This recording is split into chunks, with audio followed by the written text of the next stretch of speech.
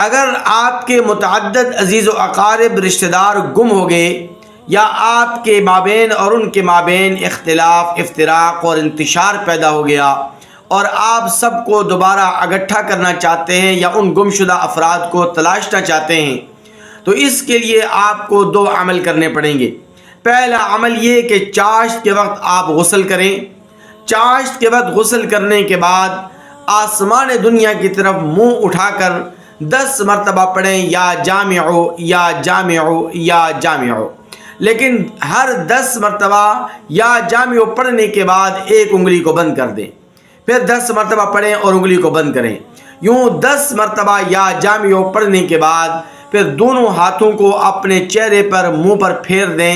انشاءاللہ ثم انشاءاللہ آپ کے تمام عزیز و اقارب رشتہ دار جو گم ہو گئے وہ بھی گھر واپس لوٹ آئیں گے، اور اگر وہ آپ سے خفا ہو گئے، آپ سے ناراض ہیں، تو آپ میں اور ان میں باہمی اتحاد اور اتفاق پیدا ہو جائے گا۔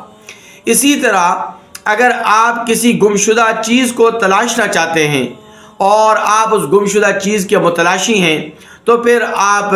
اللہ تبارک و تعالی سے بکثرت یہ دعا مانگتے رہیں: اللہم یا جامع الناس لیوم لا ریب فیہ اجمع ضالتی،